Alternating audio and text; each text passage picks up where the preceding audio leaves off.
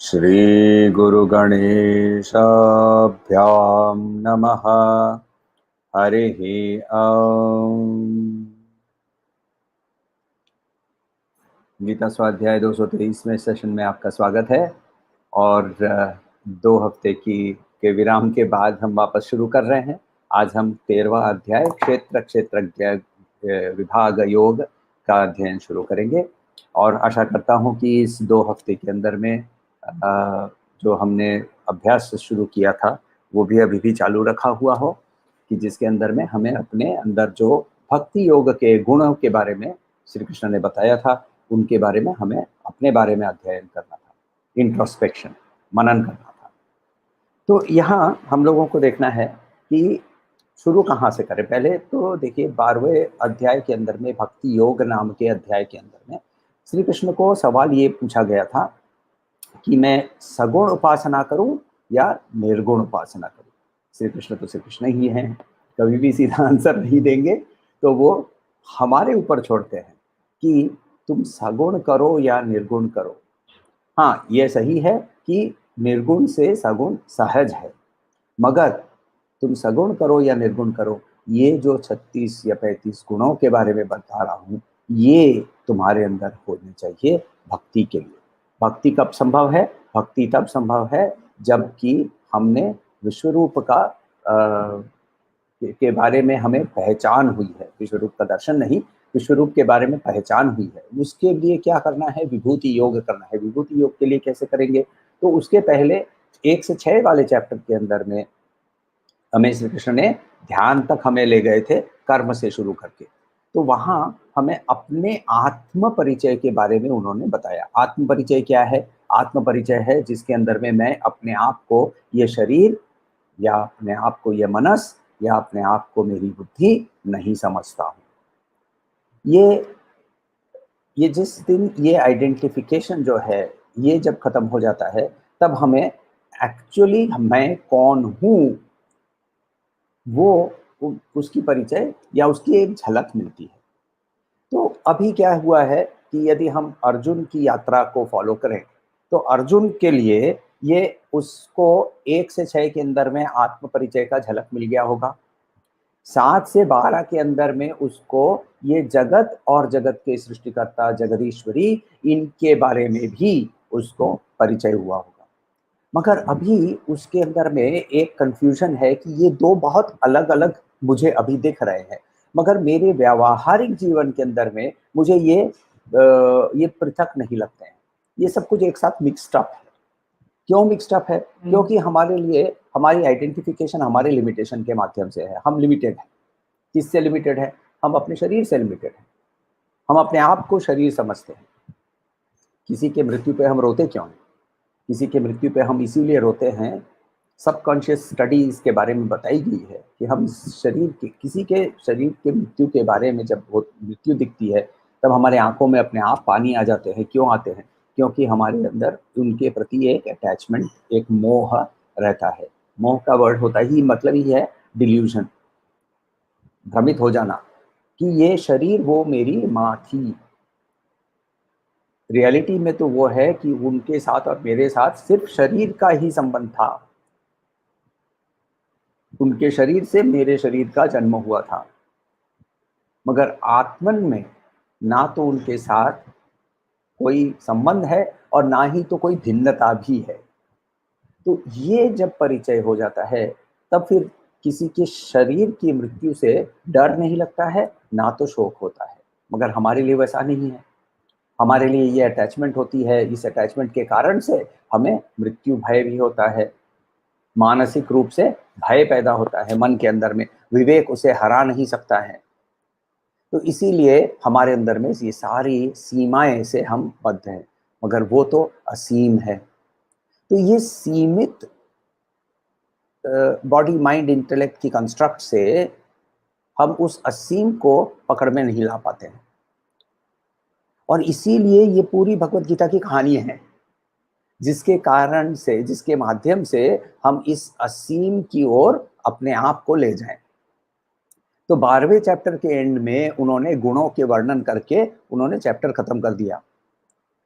अब यदि देखा जाए तो इस समय अर्जुन के मन में कोई ना तो कोई सवाल है और ना तो कोई विस्मय है। तो इस समय वो अब वो अच्छा शिष्य भी है, तो करेगा क्या? वो मनन करके पीछे चला जाता है, और पीछे चला जाकर बोलता है कि आपने पहले कुछ बताया था उसके बारे में बताइए। करते हैं ना हम हमारे टीचर्स के साथ कि सर वो जो आपने पिछले क्लास में बताया था उसको थोड़ा सा वापस एक्सप्लेन कीजिए। तो वैसे ही एक भक्त को आत्मन और अनात्मा, आत्मा क्या है और अनात्मा क्या है, इसका उसको भेद पता चल गया है, उसको उसकी झलक उसको मिल गई है। मगर रियलिटी में ये दोनों एक ही है, आत्मन और अनात्मन भी एक ही है। दोनों को हम अद्वैत बोलते हैं, दोनों ही ब्रह्मन है, दोनों का भी ब्रह्मन का एक ही रूप है। तो ये भिन्न भिन्न भिन्न रूप में हमारे सामने प्रकट हो रहे हैं, ये मेरे लिए अभी भी रिजॉल्व नहीं हुआ है। और इसीलिए अर्जुन को 13वें चैप्टर से लेकर 18वें चैप्टर के अंदर में महावाक्य तत्वमसी का 80 का भाग जो है, जोड़ने का भाग जो है, क्रिया का जो भाग है, वहां से हमें शुरू करना है।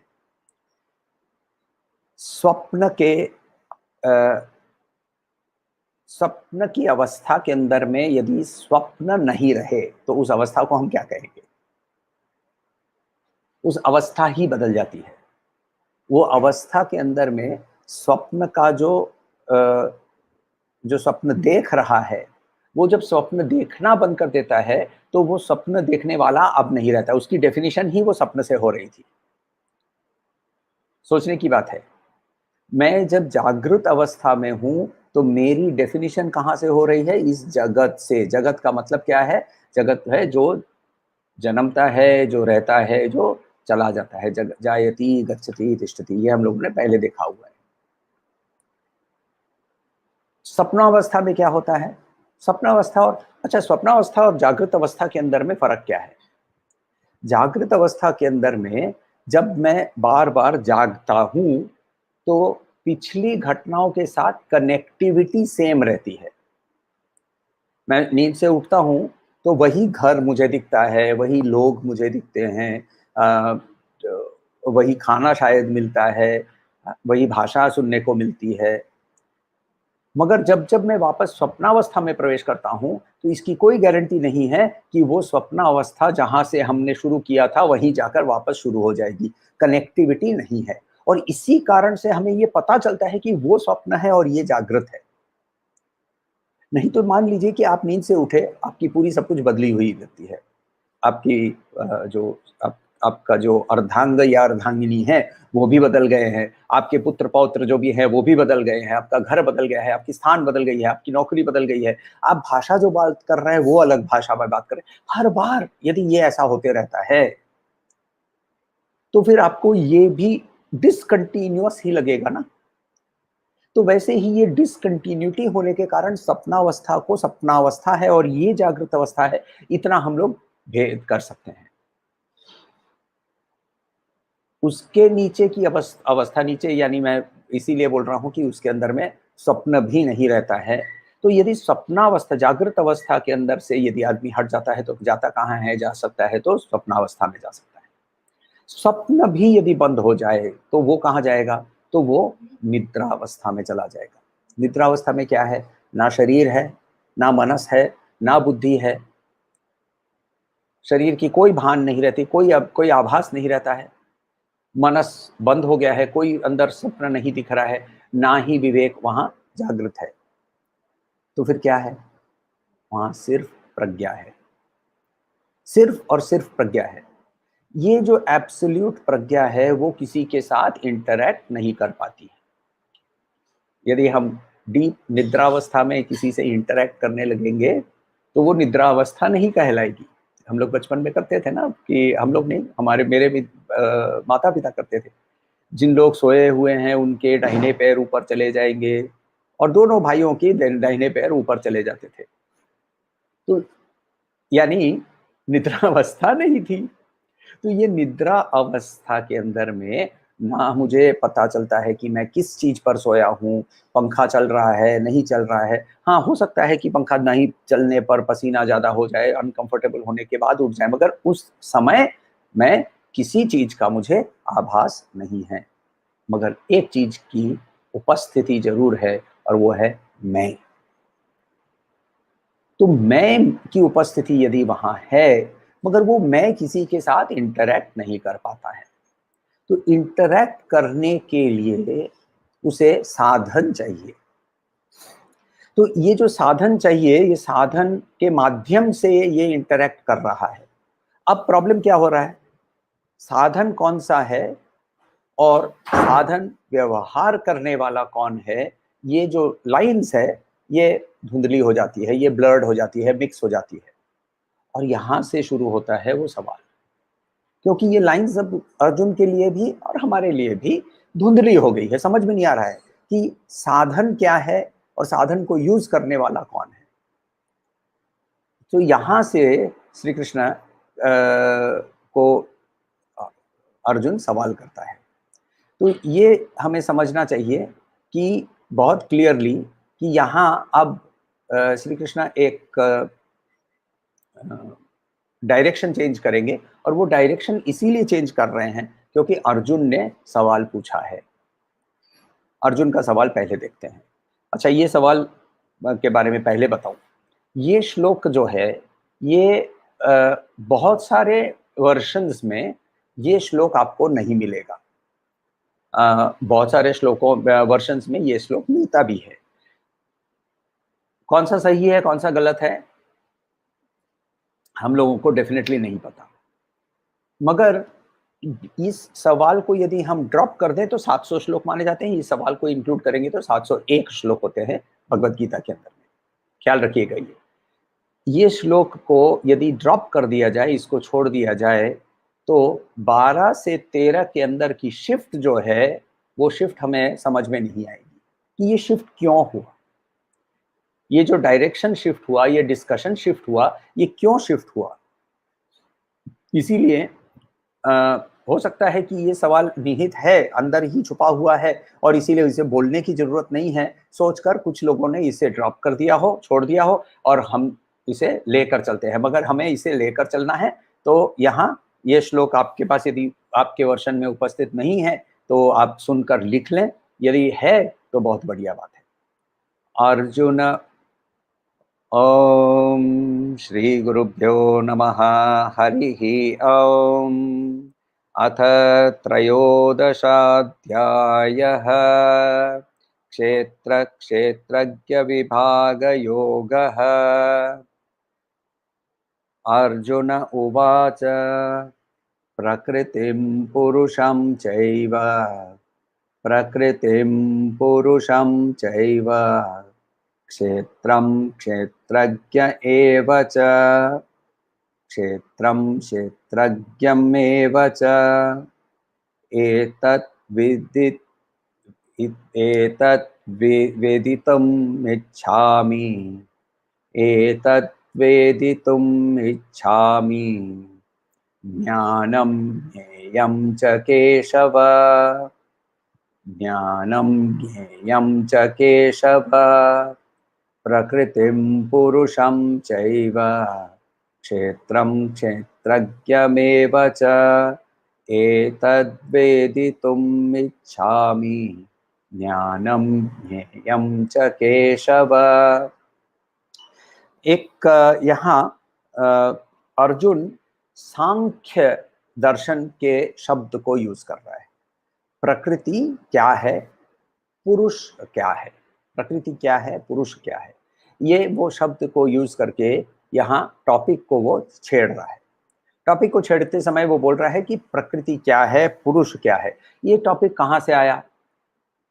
7वें चैप्टर के अंदर में, ज्ञान विज्ञान योग के चैप्टर के अंदर में, 4थे श्लोक के अंदर में श्री कृष्ण ने कहा था, भूमिरापो नलो वायुः खम मनो बुद्धिरेव च अहंकार इति यम में भिन्ना प्रकृतिरष्टधा। मेरी 8 तरह की प्रकृति है। मेरी ये जो 8 है, ये मेरी प्रकृति है, ये मेरा नेचर है। क्या है? ये मेरी एनर्जी है। कौन सी?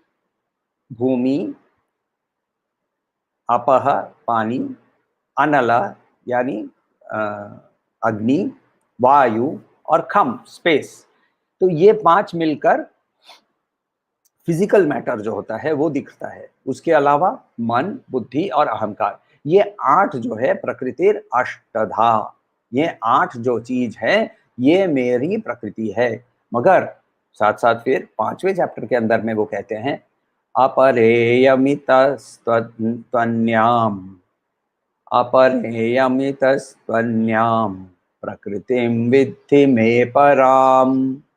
तो कहते हैं ये अपर है। अपर का मतलब लोअर है, नीची है। इसके ऊपर और एक मेरी प्रकृति है जो ऊपर की प्रकृति है और उस परा शक्ति है वो मेरी। क्या है वो? जीव भूता महाबाहो, जीव भूता महाबाहु येदम धार्यते जगत। तो जीव भूता महाबाहु येदम धार्यते जगत, जिस लाइफ कॉन्शियसनेस, प्रज्ञा, जिसके माध्यम से इस पूरे संसार को मैं धारण करता हूं, ये मेरी पराशक्ति है। अब इसके बाद इन दोनों वर्ड्स को, इन दोनों श्लोकों को बहुत ज्यादा विस्तारित रूप से उन्होंने ज्यादा नहीं समझाया था।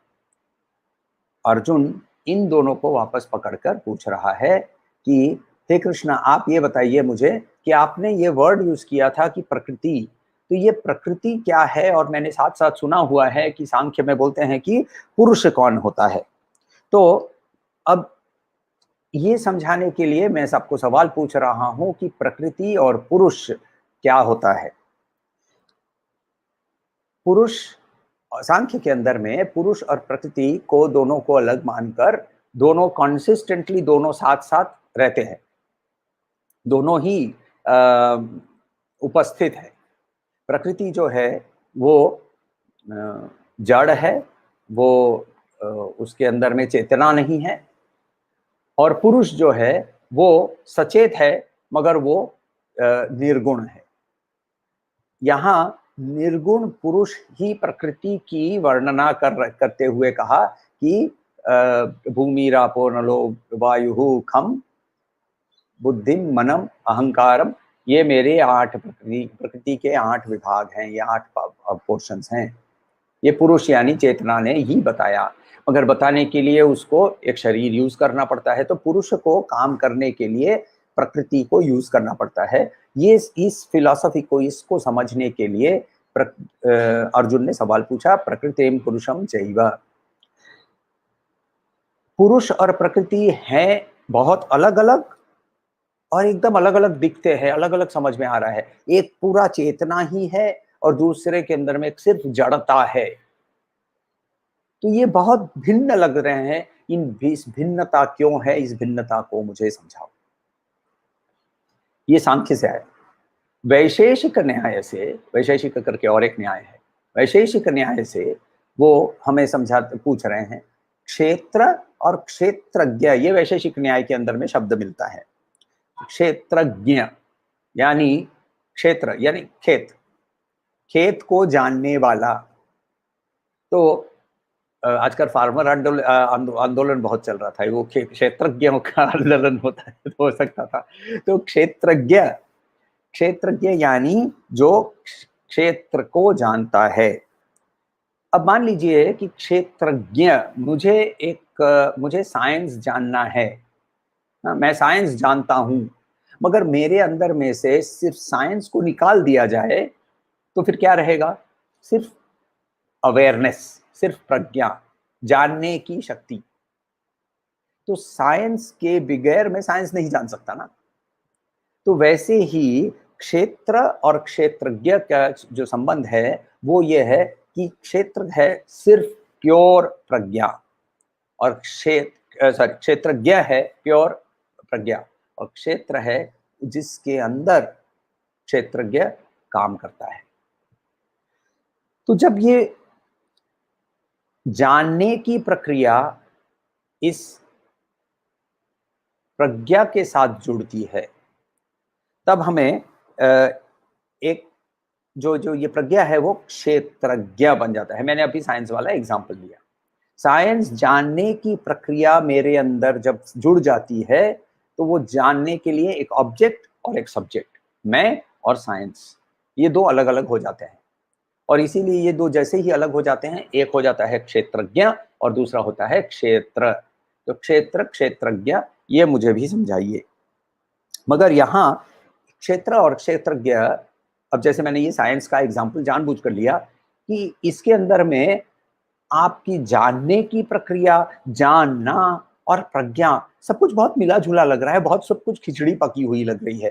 तो ये मुझे अलग नहीं समझ में आ रहा है। मगर वैशेषिक न्याय बहुत क्लियरली बोलता है कि क्षेत्र और क्षेत्रज्ञ अलग अलग हैं, तो इसको मुझे समझाइए।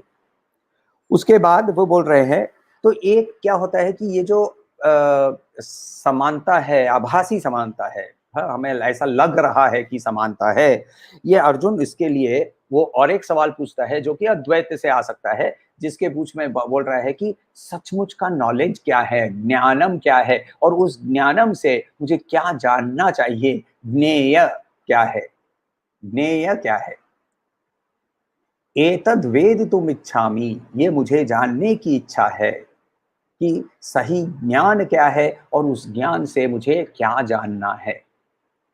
और यहाँ श्री कृष्ण को वो बोलता है कि हे कृष्ण, हे केशव। केशव का मतलब क्या? केशी नामक एक असुर था जो कि घोड़े के रूप में था। अब घोड़े का रूप धारण करने से हमें एक इंटरेस्टिंग इसकी एक कंपैरिजन मिलती है।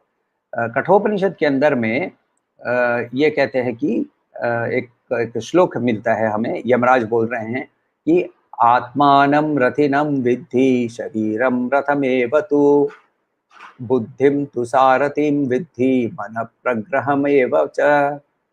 आत्मा को तुम ये समझो कि वो शरीर एक रथ है और आत्मा जो है वो रथ का स्वामी है, रथी। बुद्धि जो है वो सारथी है और मन जो है वो केवल घोड़ों को लगाम लगाने वाली जो रस्सी होती है उसे जानो। और फिर आगे चल के बोलते हैं इंद्रियाणि हयान्याहु विषयांस्तेषु गोचरान। इंद्रिय जो है वो घोड़े हैं जिन्हें मन से हमने काबू में रखा हुआ है, और इन विषय जो है वो इंद्रिय जहां जाकर चरते हैं, गोचरान, इंद्रिय विषयस्तेषु गोचरान। तो ये हम लोगों को डेफिनेशन या हमें ये जो डिस्क्रिप्शन मिलता है, तो यदि हमारे इंद्रिय घोड़े हैं तो घोड़े को मारने वाला कौन? केशी को मारने वाला कौन? केशव। इसीलिए इंद्रियों के माध्यम से ही सारा प्रॉब्लम हो रहा है। इसीलिए हे केशव, आप मुझे समझाइए क्या समझना है। 6 सवाल, रादर 6 थिंग्स, 6 चीजों के बारे में मुझे समझना है। तो क्या क्या चीज के बारे में समझना है? हमें समझना है पुरुष और प्रकृति के अंदर में अंतर, या पुरुष क्या है, प्रकृति क्या है। दूसरा, क्षेत्र क्या है, क्षेत्रज्ञ क्या है। और तीसरा, ज्ञानम क्या है, ज्ञेय क्या है। तो हमारे लिए ये तीनों जो कॉन्सेप्ट है ये हमारे लिए बहुत खिचड़ी इनके अंदर में पकी हुई है। ये हमारे लिए सब कुछ समान या तो दिखता है या फिर एकदम ही भिन्न दिखता है। तो एक हमें ये किसी अभी तक हम लोगों ने जितना अध्ययन किया इसके माध्यम से हमें ये तो पता चलता है कि ये दो भिन्न होने पर भी इनके नीचे एक सबस्ट्रेटम, एक लेयर है जिसके ऊपर के आधार पे ये सब कुछ हो सकता है। तो ये सारी जो रिलेशनशिप है, जो हमें सब्जेक्ट और ऑब्जेक्ट के बीच का रिलेशनशिप जो है, ये समझना बहुत इंपॉर्टेंट है यदि हमें इस दुनिया के साथ इंटरैक्ट करना है।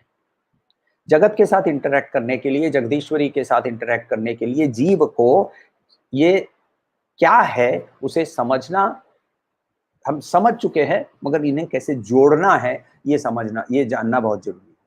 और ये जोड़ने की जो प्रक्रिया है, इसके लिए पहले हमें जानना है ये भिन्नता कहाँ से आती है, सब्जेक्ट और ऑब्जेक्ट के अंदर में भिन्नता कहाँ से आती है और इस भिन्नता के पीछे सच्चाई क्या है।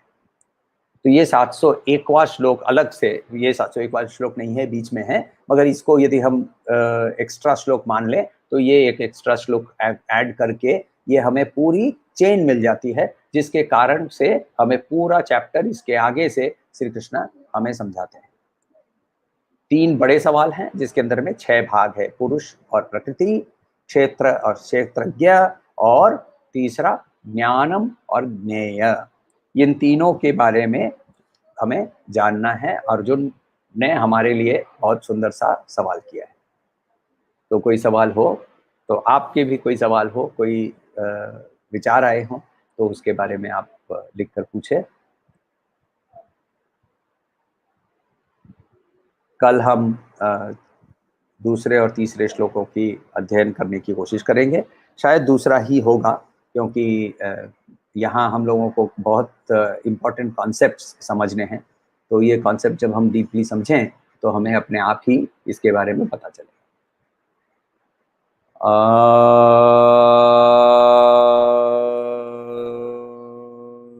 शांति शांति शांति।